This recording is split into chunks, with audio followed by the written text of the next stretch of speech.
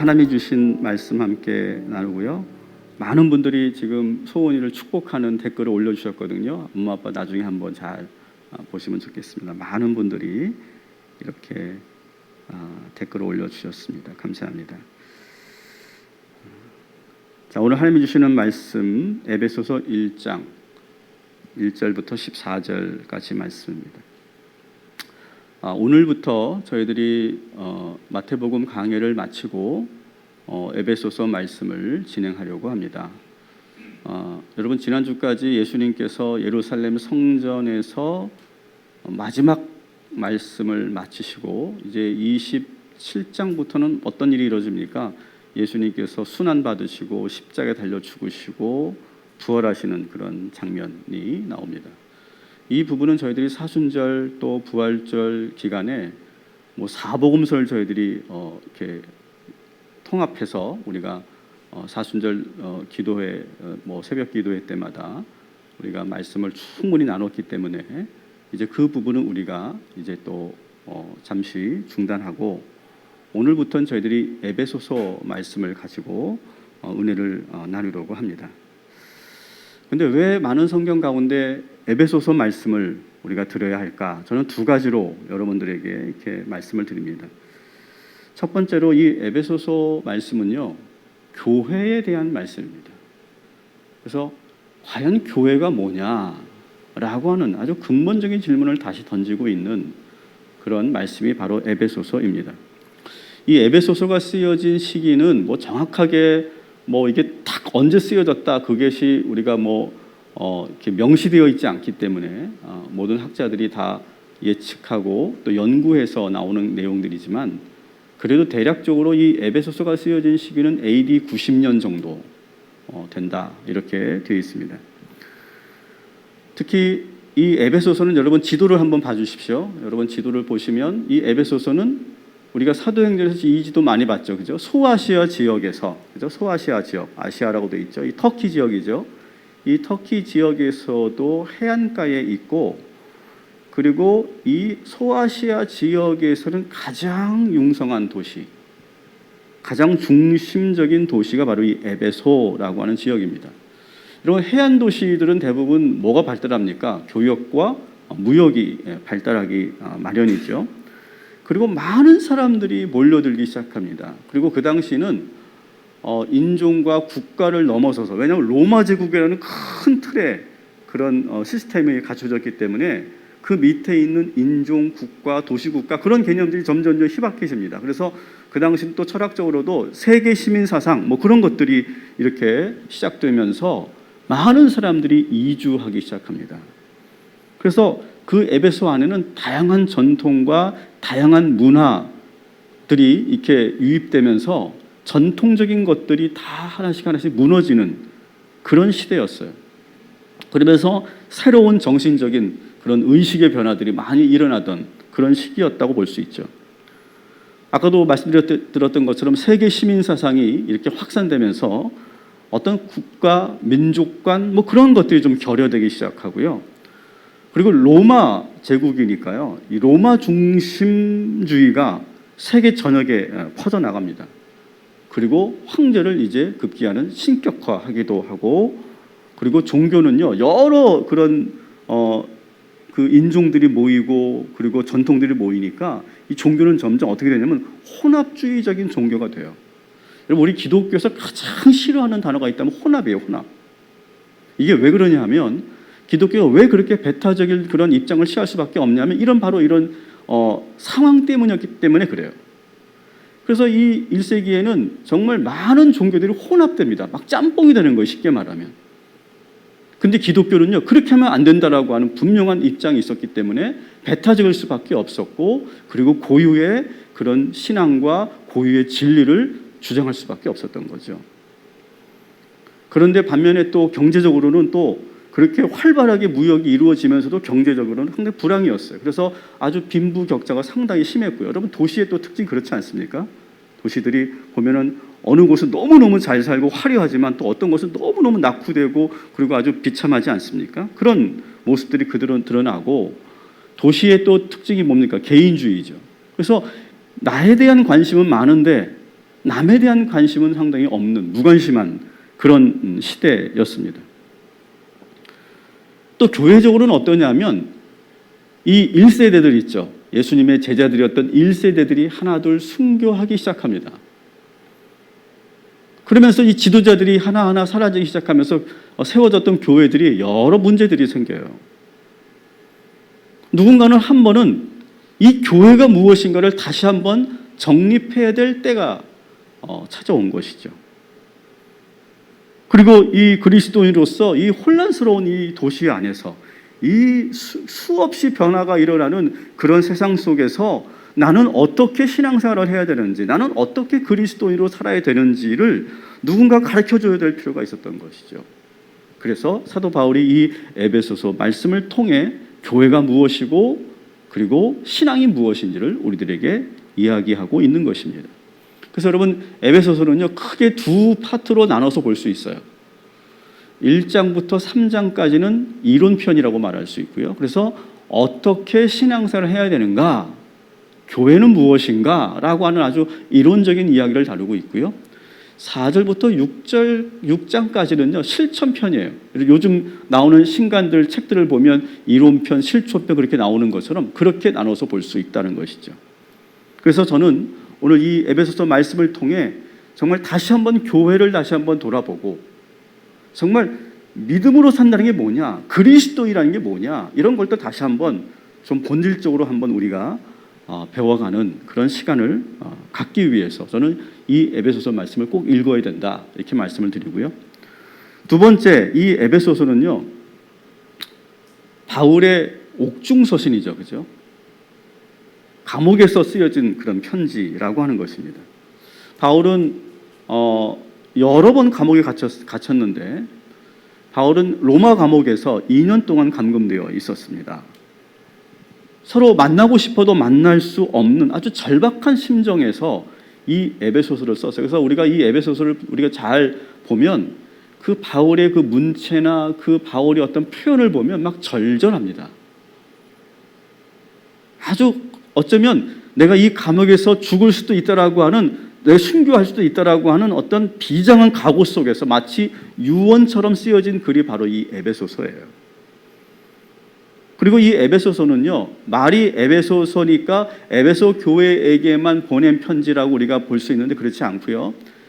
아까 지도에서 보셨던 것처럼 그 소아시아 지역에 있는 여러 교회들이 이제 이 편지를 돌려 읽을 수 있도록 그렇게 만들어진, 쓰여진 그런 편지. 그래서 이것을 어려운 말로 하면 회람 편지 이렇게 말합니다. 우리는 또 다시 온라인 예배로 전환을 했습니다. 지난 한 주간 좀 여러분 혼란스러우셨죠. 막 이렇게 세상이 지금 많이 지금 혼란스러우니까 저희도 거기에 빠르게 대처하느라 여러분들에게 좀 혼란을 드린 것 같아 죄송한데요. 좀 너무 예민한 게 아닌가 이렇게 생각하시는 분들도 계실 것 같아요. 근데 저는 이렇게 다시 선제적으로 이렇게 온라인 예배를 선포한 이유가 더 이상 저는 이 교회가 세상으로부터 지탄받는 게 너무너무 싫더라고요. 너무너무 저는 가슴에 찢어지더라고요. 막 뉴스에서 교회의 교자만 나와도 막 가슴에 막 벌렁거리고요. 너무 힘들었어요. 내 교회가, 우리 교회가 아니고 우리 이야기가 아닌데도 막 그걸 들으면서 너무너무, 여러분도 그러셨을 거예요. 지금 세상이 어떠냐면 미용실 다녀오고 김밥집 다녀오고 뭐 커피도 마셨는데 그분이 교회 한번 가서 그분이 확진이 되면 어떻게 돼요? 이 사람은 교회 가서 확진됐다 이렇게 나와요. 아니 그렇게 이제 프레임이 그렇게 돼버린 거예요. 아니 이거 정말 조심해야 되겠다. 그리고 교회도 저는 철저하게 방역 원칙을 지켜야 된다고 생각해요.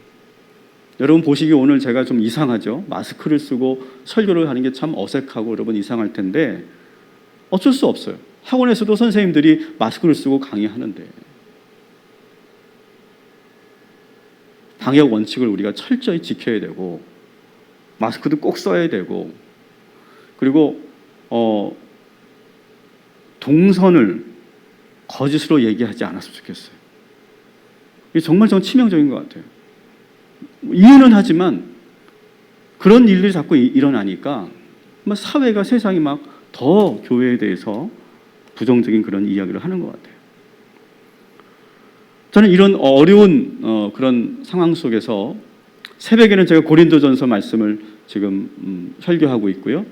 그리고 이제 에베소서 말씀을 제가 또 묵상하면서 오늘 이 주일 설교를 준비하고 있었는데 저는 참 은혜를 받았어요. 세상적으로 너무너무 힘들고 혼란스러웠지만 저는 말씀을 통해 은혜를 받고 셈을 얻었어요. 고린도전서나 이 에베소서의 특징이 뭡니까? 바로 서신이죠. 서신, 편지라는 거죠. 그러니까 편지를 쓰면서 사도 바울은 어떻습니까? 서로 가까이 대면하지 못하고 만나지 못해도 멀리 떨어져 있어도 그 만나고 싶은 그 절절함, 서로 막 만나고 싶어하는 그 간절함, 그런 마음 속에서 편지라고 하는 이 매체를 통해서 서로가 소통하는 거죠. 전 세계가 이 편지라고 하는 이 하나를 매체를 통해서 하나 연결되는 거예요. 편지를 통해 서로의 안부를 묻고 또 더 친밀한 교제를 나누고 어떻게 보면 더 견고하게 이 초대교회 성도들이 묶여져 가는 것을 저는 여기서 봅니다. 여러분 2000년 전에는 우리가 편지라고 하는 것을 통해 연결되었던 것처럼 오늘날 우리는 지금 이 유튜브를 통해서 이 플랫폼을 통해서 우리가 하나로 연결되어 있는 줄 믿습니다. 여러분 우리가 직접 얼굴을 대면할 수 없지만 우리는 얼마든지 이 플랫폼 안에 계시는 성령을 통하여 우리가 하나로 연결되어 있는 줄 믿습니다. 지금도 이 예배에 참여하신 우리 본당에 참여하신 성도님들과 지금 이 온라인 예배에 참여하고 계시는 114명의 성도들이 지금 연결되어 있는 줄 믿습니다. 편지를 통해서도 연결시키시는 하나님께서 왜 이 플랫폼을 통해서 연결 못 하시겠어요? 그 안에도 우리 하나님이 계시는 줄 믿습니다. 여러분 고린도전서는 어떻습니까? 고린도전서는 에베소에서 고린도 교회를 그리워하면서 쓴 편지죠.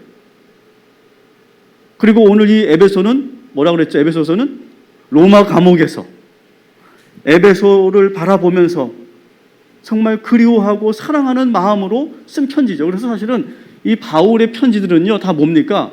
다 러브레터예요. 러브레터.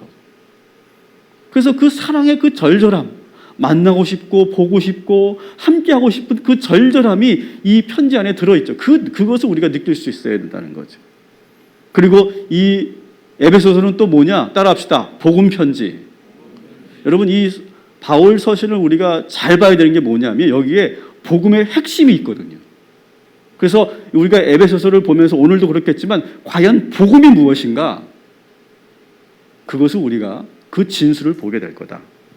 그런 의미에서 우리는 이 에베소서 말씀을 함께 읽어 나가야 하는 겁니다.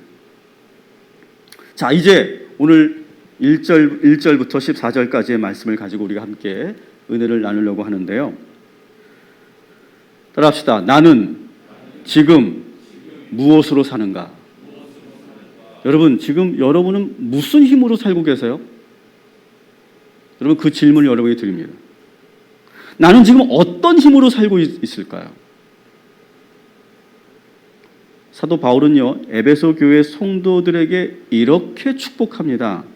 2절 말씀 한번 같이 읽겠습니다. 시작. 하나님 우리 아버지와 주 예수 그리스도로부터 은혜와 평강이 너희에게 있을지어다. 아멘. 자, 보세요. 다시 여러분에게 제가 축복합니다. 사랑하는 성도 여러분, 여러분은 지금 무엇으로 살고 계십니까? 우리 하나님 아버지와 주 예수 그리스도께서 내려주시는 은혜와 평강으로 충만하시기를 주님의 이름으로 축원합니다. 은혜와 평강. 여러분 한 주간 여러분의 삶을 보세요. 아, 정말 나는 하나님의 은혜로 살아, 은혜로 살아. 모든 게 다 하나님의 은혜였어. 여러분 그렇게 여러분 사셨어요, 한 주간? 불안해하고 걱정하고 염려하고 불평하고 의심하며 살지 않으셨어요? 여러분 우리에게 하나님의 은혜가 충만한 줄 믿습니다. 여러분 마음이 평안하셨습니까? 여러분 마음에 지금 평강으로 충만하십니까? 다시 여러분들 저는 축복하기를 원합니다. 우리 하나님 아버지와 예수 그리스도께서 내려주시는 은혜와 평강으로 충만하여 지시기를 주님의 이름으로 축복합니다. 은혜와 평강. 은혜와 평강. 저는 이 구절에서부터 저는 전율이 왔어요. 은혜와 평강. 자, 그런데 여러분 3절을 보시면요. 이 2절의 은혜와 평강을 다르게 표현하고 있어요. 다르게. 3절 한번 같이 읽습니다. 찬송하리로다. 하나님 곧 우리 주 예수 그리스도의 아버지께서 그리스도 안에서 하늘에 속한 모든 신령한 복을 우리에게 주시되. 아멘. 자, 보세요. 잘 보셔야 돼요. 자, 은혜와 평강이라고 2절에 내어 있는 3절에는 뭐라고 되어 있냐면 그것을 뭐라고 표현합니까? 하늘에 속한 신령한 복 이렇게 말하고 있어요.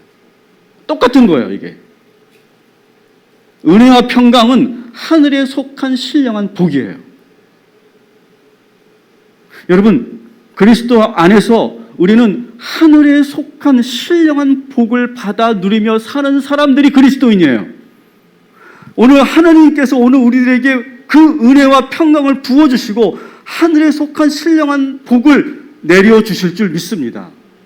오늘 우리의 예배의 목적은 바로 그거예요. 그 신령한 은혜와 복을 받아 누리기 위해서 우리는 이 자리에 모인 줄 믿습니다. 그래서 공급받는 시간이에요. 자, 그런데 하늘에 속한 그리스도께서 주시는 신령한 복들이 과연 그럼 뭐냐? 이거를 소개하고 있는 게 오늘의 본문이에요. 하나님의 은혜와 평강, 예수 그리스도께서 주시는 하늘의 신령한 은혜의 축복은 뭐냐? 6가지로 이것을 정리하고 있는데요. 한번 여러분 같이 읽어주시면 좋겠습니다. 첫 번째, 우리를 택하여 주셨습니다. 우리를 자녀 삼아 주셨습니다. 죄사함의 은혜를 주셨습니다. 지혜와 총명을 넘치게 주셨습니다. 우리를 상속자로 삼으셨습니다. 성령의 인치심을 받았습니다. 여러분, 이 6가지가 하늘에 속한 신령한 은혜예요. 여러분, 이 6가지를 여러분 지금 누리고 계시냐고요? 따라합시다. 나는 하늘에 속한 신령한 복을 누리고 있습니다. 여러분, 그렇게 사시기 바랍니다. 나는 이미 복을 누리고 있는 사람이가. 여러분, 우리가 축복받고 이 축복의 사람이라는 걸 누군가가 말해주지 않으면 우리는 자꾸 잊어먹어요. 그렇죠? 자꾸 누군가 환기시켜줘야 돼요. 그러니까 여러분, 우리는 축복의 사람인 줄 믿습니다. 우리는 이 신령한 6가지 축복을 지금 누리고 있는 줄 믿습니다. 근데 그게 와닿지 않아요. 우리가 얘기해주지 않으면 누군가가. 오늘 요즘 같은 세상에서는 정말 내가 그런 복의 사람인가? 여러분, 와닿지 않을 수도 있고요. 은혜와 평강을 내가 받았다고 하는데 내가 더 불안하고 그리고 마음이 어려운 그것을 내가 이유를 모르겠고요. 아직도 내가 되는 일이 하나도 없을 때 점점점 내 마음에 불평이 생기죠. 근데 여러분, 우리가 자꾸 잊어버리는 축복이 있어요. 그게 뭡니까? 내가 지금 숨 쉬고 있다는 거. 여러분, 이것만큼 큰 축복이 어디 있어요? 여러분, 병원 가보세요. 내가 살아 있다는 거. 내 안에 지금 생명이 있다는 거. 눈에 보이지 않지만 내가 숨 쉴 수 있는 이 공기가 있다는 거. 이거 누군가가 자꾸 얘기해 주지 않으면 이게 은혜라고 생각이 안 되고 축복이라고 생각이 안 드는 것처럼 우리가 지금 하늘에 속한 신령한 복 6가지를 우리는 지금 받았는데도 우리는 그 은혜와 축복을 누리지 못하고 있다는 것이죠. 물론 세상에 꼭 필요한 것들이 있죠. 돈도 필요하고 성공도 필요하고 어떤 성취도 필요하죠. 여러분, 그러나 여러분, 우리는 먼저 하늘에 속한 신령한 복 이 6가지를 먼저 누리고 있음을 믿으시기 바랍니다. 자꾸 잊어버리지 마세요. 우리는 이미 이것을 얻은 사람들이에요. 저는 그래서 오늘 이 6가지를 다시 3가지로 좀 압축해서 말씀드리려고 해요. 자, 첫 번째, 3가지로 압축해서 첫 번째는 뭐냐면, 따라합시다. 우리를 택하셔서 자녀 삼으시고 상속해 주신 은혜.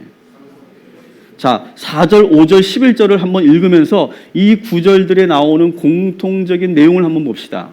표준세번역으로 제가 말씀드리니까 좀 더 이해가 쉬우실 거예요. 우리 4절 먼저 읽어볼게요. 시작. 하나님께서는 우리를 사랑하셔서 하나님 앞에서 거룩하고 흠이 없게 하시려고 창세전에 우리를 그리스도 안에서 택하여 주셨습니다. 아멘. 자, 잘 보셨죠? 자, 5절 봅니다. 시작. 그리고 하나님의 기뻐하시는 뜻대로 예수 그리스도로 말미암아 우리를 하나님의 자녀로 예정하셔서 하나님의 사랑하시는 아들 안에서 우리에게 거저 주신 하나님의 영광스러운 은혜를 찬미하게 하셨습니다. 아멘. 자, 11절도 봅니다. 시작. 모든 것을 자기가 뜻하시는 대로 행하시는 하나님께서 자기의 계획을 따라 예정하셔서 그리스도 안에서 우리를 상속자로 삼으셨습니다. 아멘. 자, 이 세 구절의 공통점이 뭡니까? 우리를 오래전부터 택하셨대요. 그래서 자녀 삼으셨대요. 그리고 그 자녀가 누리는 상속자가 되게 하셨대요. 여러분 아마 살면서 그런 느낌 받아보셨을 거예요. 선택받는다는 느낌. 여러분 받아보셨죠? 선택받는다는 그 느낌. 요즘 아이들은 축구할 때 어떻게 팀을 나누는지 모르겠어요. 저희 때는 축구할 때 어떻게 했습니까? 가위바위보를 했습니다. 친구들끼리. 가위바위보를 해가지고 이긴 사람이 자기가 원하는 그 친구를 데려가는 거예요. 보통 이제 축구를 제일 잘하는 친구를 먼저 데려가죠. 가위바위보 해가지고.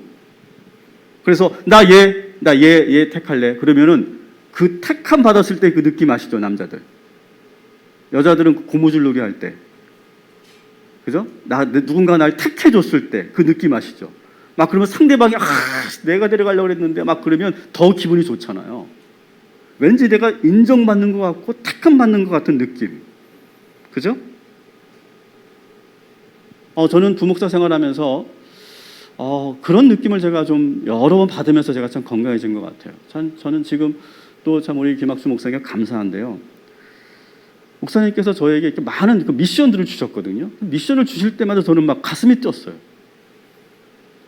나에게 일을 줄까 봐 걱정이 된 게 아니라 저는 가슴이 뛰었어요. 지금도 저는 잊을 수 없는 게 저희 목사님이 이렇게 많은 대학교, 대학원 강의를 이렇게 많이 나가셨거든요.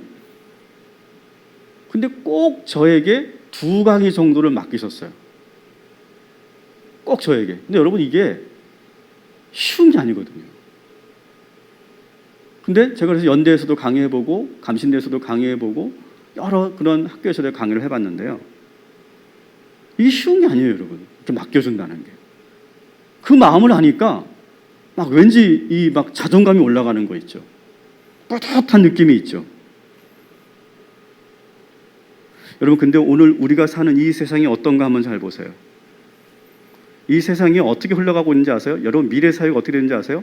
점점 사람을 필요로 하지 않는 시대가 온대요.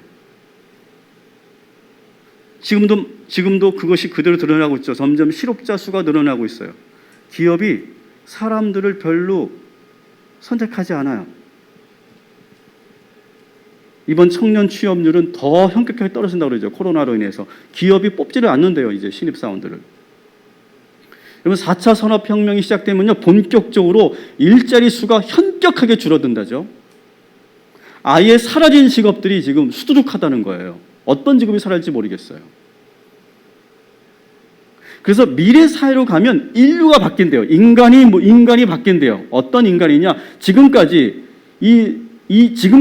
인간이 어떤 인간이었냐? 일하는 인간이었어요. 노동하는 인간이었어요. 근데 이제 4차 산업혁명이 시작되면 어떤 인간으로 바뀐 줄 아세요? 따라합시다. 노는 인간. 노는 인간으로 바뀐대요, 이제는. 여러분, 그래서 최근에 정치권에서 이런 개념들 나오는 거 알죠? 국민 기본소득, 이런 개념이 나오고 있죠. 그게 뭔지 아세요? 점점요 4차 산업혁명이 시작되면요 일자리가 줄고 그 모든 걸 로봇가 해결하고 AI가 해결하면서 그 인간의 일자리가 점점 줄어든다는 거죠. 그래서 국가가 뭘 한다는 거예요? 국가가 모든 국민들에게 기본 소득을 나눠주겠다는 거예요. 이게 아직 먼 미래 같죠? 저는 멀지 않았다고 생각해요. 그래서 미래 사회는요 인류가 일하지 않고 일하는 인간이 아니라 소비하는 인간, 노는 인간이 된다는 거예요. 그래서 이제는 호모 사피엔스가 아니라 뭐가 된다고요? 호모 루덴스가 된대요. 여러분, 이 미래 사회가 정말 좋을까요? 여러분 어떻게 생각하세요? 우리 청년들은 어떻게 생각하세요? 노는 거 기본소득 다 준대. 그리고 그냥 놀 수 있게 해준대. 좋을까요? 여러분, 누군가가 나를 선택해 주지 않는다. 그래서 내가 할 일이 없다. 저는 참 고통스러울 것 같아요. 근데 오늘 하나님께서 우리에게 뭐라고 말씀하십니까? 하나님은 우리를 사랑하시고 우리를 존귀하게 여기셔서 이 세상이 만들어지기 전부터 우리를 택하셔서 자녀 삼아 주셨대요. 그리고 하나님께서 만드신 모든 것을 마음껏 누릴 수 있는 상속자가 되게 하셨대요. 여러분, 먼저 이 말씀을 확고하게 믿으시기를 주님의 이름으로 축원합니다. 여러분, 이 말씀 먼저 믿으세요. 여러분, 세상이, 회사가 여러분을 선택하지 않아도 우리 하나님은 우리를 선택하여 주신 줄 믿습니다. 유대인들은요, 자기들만 하나님이 선택했다고 생각했어요. 그러나 사도 바울은 단호하게 거부합니다. 하나님은요, 유대인뿐만 아니라 주 예수 그리스도를 믿는 모두를 선택해 주셨어요.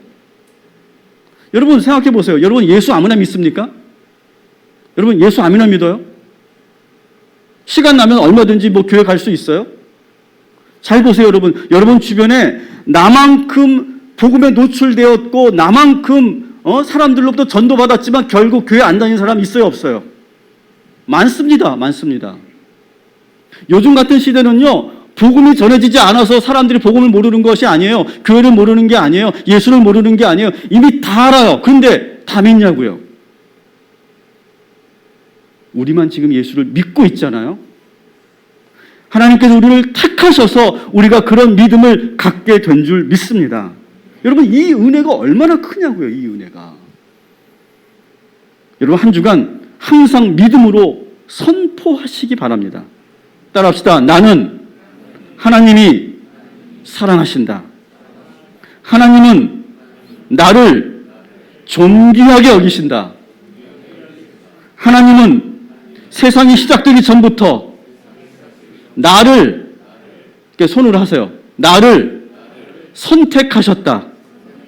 하나님은 나를 자녀 삼으셨다.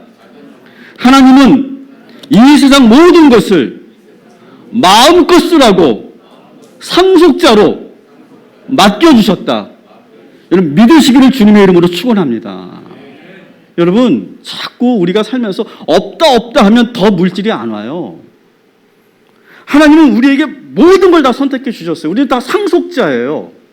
여러분 그렇게 믿고 추진하시기 바랍니다. 그렇게 믿고 시작하시기 바라시고요. 그렇게 믿고 사람들에게 PPT도 하시고 설명도 하시기 바랍니다. 자신이 없으면 더 설명이 안 되는 거예요. 없다 하면 더 없어지는 거예요. 여러분 이 자신감을 가지고 이 복음의 자신감을 가지고 살아가시기를 주님의 이름으로 축원합니다. 자, 두 번째, 하늘에 속한 신령한 복 두 번째가 뭐냐? 따라합시다. 죄사함의 은혜를 주셨습니다. 자, 7절 한번 볼게요. 7절. 이 은혜가 얼마나 또 귀한 것인지 한번 봅시다. 7절 같이 읽습니다. 우리는 하나님이 사랑하시는 아들 안에서 하나님의 풍성한 은혜를 따라서 그분의 피로 구속 곧 죄의 용서를 받게 되었습니다. 아멘. 자, 예수님께서 이 세상에 오셔서 수많은 인간들을 관찰하셨어요. 왜 이 세상이 이렇게 불행과 어두움으로 가득 차 있는가? 왜 이렇게 인간들은 저렇게 고통받고 있는가? 그 이유를 찾으신 거예요, 3년 동안. 그러면서 예수님께서 근본적인 대답을 하시죠. 근본적인 문제가 뭐였냐면 바로 죄의 문제였다는 거예요. 죄의 문제. 인간의 이 세상의 가장 큰 문제가 돈이 아니고 물질이 아니에요. 가장 근본적인 문제가 바로 이 죄의 문제였다는 거예요. 이 죄의 문제가 해결되지 않고는 절대 그 어떤 문제도 풀려지지 않는다라고 하는 걸 예수님께서 아신 거예요. 인간이 세상을 살면서 가장 고통스러워하는 것이 죄의 문제였구나.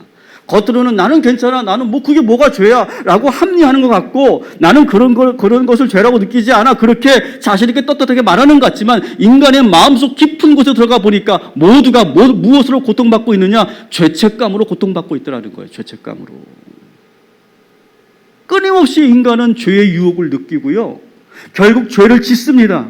여러분, 죄를 지으면 어떻게 됩니까? 죄책감을 느끼게 되고요. 죄책감을 느끼게 되면 어떻게 됩니까? 이것이 우리 인간의 모든 삶을 망가뜨리는 거예요. 가장 근원적인 그런 문제가 바로 이 죄의 문제라는 거예요. 여러분, 한번 창세기에 나오는 이 선악과 이야기 여러분 아시죠? 아담과 하와 이야기 아시죠? 여러분, 아담과 하와가 죄를 지으니까 가장 먼저 뭘 합니까? 하나님을 피하죠. 나무 뒤에 숨죠. 하나님과 멀어지려고 합니다. 그리고 하나님께 거짓말을 하고요, 변명을 하게 되고요, 당신이 보내주신 이 하와가 나를 이렇게 유혹했습니다, 이렇게 말합니다. 책임을 전가합니다. 그러면서 관계가 끊어지죠. 결국 하나님과 관계가 멀어지게 되고, 그때부터 하나님 없이 인간 혼자 스스로 도시를 만들어서 성을 만들어 살게 됩니다. 그래서 더 많은 죄를 짓게 되고 선을 넘어버리고 하나님과 관계가 완전히 파괴돼 버리니까 인간의 관계도 모두 다 파괴돼 버리고, 그리고 아주 깊은 곳으로 추락하게 되고, 인간의 힘으로는 도무지 돌이킬 수 없는 그런 지점까지 회복 불가능한 상태로 떨어지게 되죠. 그런데 그때 하나님께서 아들 예수 그리스도를 보내셔서 십자가의 보혈로 우리의 죄를 단번에 해결하여 주신 줄 믿습니다. 그래서 우리는 구원받은 거예요, 여러분. 여러분, 구원받았다라고 하는 게 뭐예요? 구원받았다. 구원받았다는 것은 한마디로 말하면 하나님과의 관계가 회복됐다는 거예요. 하나님과 나 사이에 뭐가 있었는데? 죄가 있었는데 그 죄의 문제를 예수 그리스도께서 해결해 주심으로 우리가 다시 하나님께 나아갈 수 있는 은혜를 받게 됐고, 그것이 바로 구원인 거예요, 여러분. 여러분, 우리가 세상 살면서 절대 죄 짓지 말라, 저는 그렇게 말할 수 없어요. 저도 죄인이니까요. 그러나 여러분, 죄 때문에 여러분 하나님을 피하지 마시고 하나님을 멀리하지 마시고, 우리 하나님은 반드시 우리의 죄를 용서해 주신다는 사실을 믿으시기를 주님의 이름으로 축원합니다. 이 믿음이 신령한 복이라는 거예요. 여러분, 예를 들어 볼게요. 우리 아이들이 아버지 어머니를 생각할 때 이렇게 생각한다고 생각해 보세요. 우리 아빠는 나를 절대 용서 안 할 거야. 이렇게 생각하고 산다고 생각해 보세요. 그러다가 이 아이가 그 아빠가 너무너무 애지중지하는 낚싯대를 부러뜨렸어요. 그러면 이 아이가 우리 아빠는 절대 용서하지 않을 거라는 생각을 갖고 있으면 이 아이는 자기가 낚싯대를 부러뜨린 것을 말할 수 있어요, 없어요? 말할 수 있어요, 없어요? 절대 말하지 못하겠죠. 그 아이는 아마 집을 뛰쳐나갈 거예요. 그래서 지금도 서울역에 40년 동안 집에 안 돌아온 아이가 있대요. 그런데 여러분, 반대로 우리 아버지는 내가 어떤 잘못을 해도 용서해 주실 거야 라고 하는 믿음이 있으면 어때요? 아빠에게 다가가서, 아빠, 제가 아빠가 정말 아끼는 낚싯대를 부러뜨렸어요 라고 뭘 할 수 있어요? 솔직하게 회개할 수 있는 거예요. 왜 할 수 있는 거예요? 아버지가 날 용서하실 거라고는 확신이 있으니까. 여러분, 이러한 아버지에 대한 확신과 믿음을 갖고 있다는 거 얼마나 중요한 건지 아십니까? 여러분, 공부 잘해도 소용없어요. 이런 믿음이 기본적으로 없으면 이 사람은요, 세상에서 건강하게 살아갈 수가 없는 거예요. 따라합시다. 아버지에 대한 믿음. 하나님께서 나의 죄를 용서해 주신다. 이 분명함과 확고한 믿음, 이것이 우리들에게 주어진 거예요. 이것만큼 신령한 복은 없다는 거예요, 여러분. 이 아버지에 대한 이 믿음은요, 대상에 대한 믿음으로 확장돼요. 그래서 이런 사람들은요, 다른 누구하고도 좋은 관계를 맺을 수가 있어요. 그래서 여러분, 심리 상담에서도 이 대상과의 관계, 아버지와의 관계, 어머니의 관계가 상당히 중요하다고 말하잖아요. 근데 우리는 하나님과 관계가 대단히 중요해요.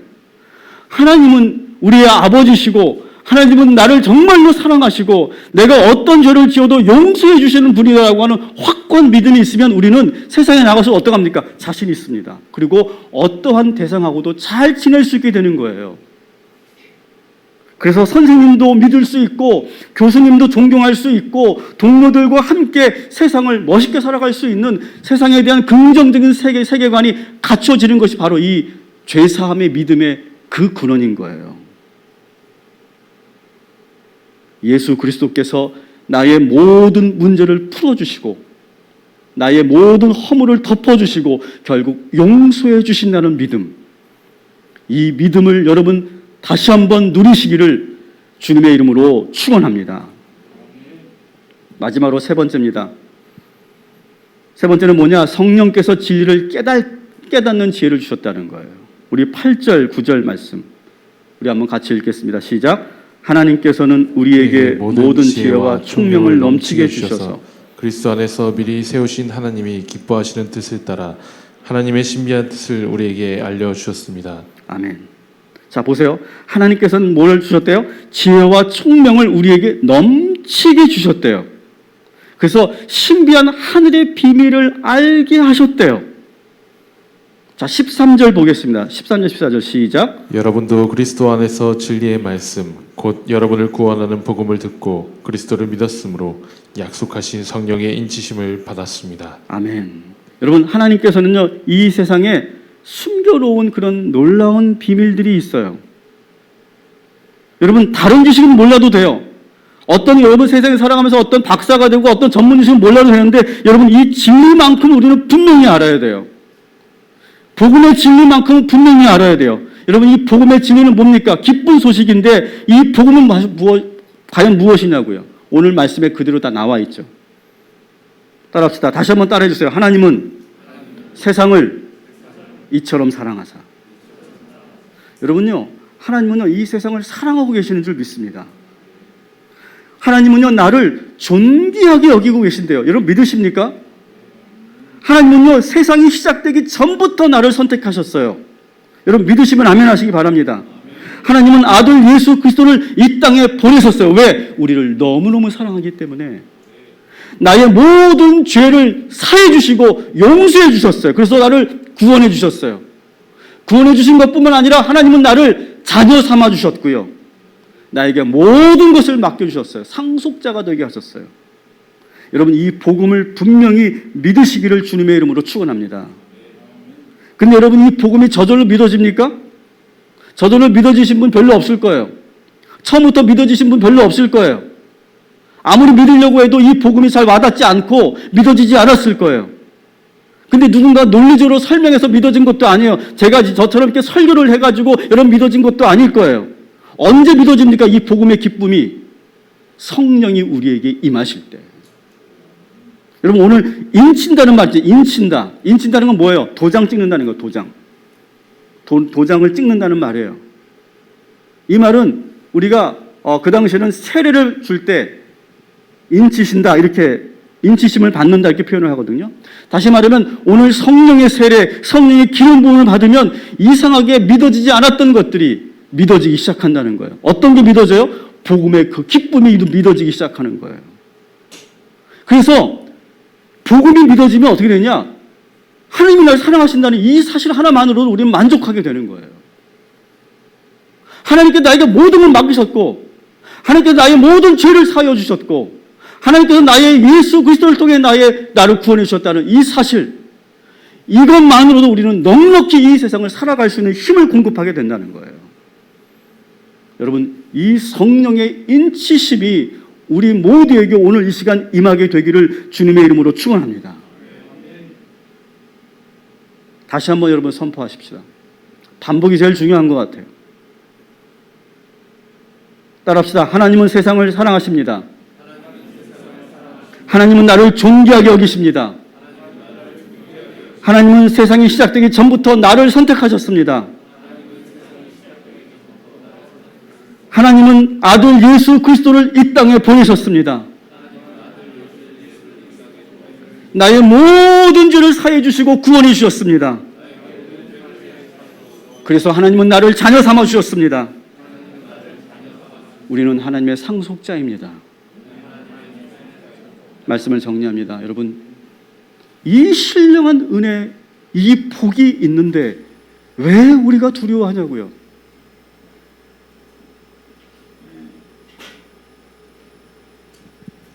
저는 이 말씀을 듣고 이 코로나 상황에서 조금 우울했고 조금은 제가 스트레스가 좀 휘청거리는 게 있었지만 다시 힘을 얻을 수 있었어요.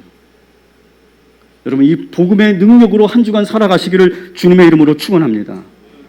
말씀을 정리합니다. 여러분, 우리를 택하셔서 우리를 자녀 삼아주시고 상속해 주신 은혜를 여러분 누리시고 죄사함 받았음을 여러분 믿으시고 오늘도 성령께서 우리를 인쳐주셔서 진리의 그 깨달음을 얻게 하셨음을 믿으시고 승리하는 복된 한 주간 되시기를 주님의 이름으로 축원합니다.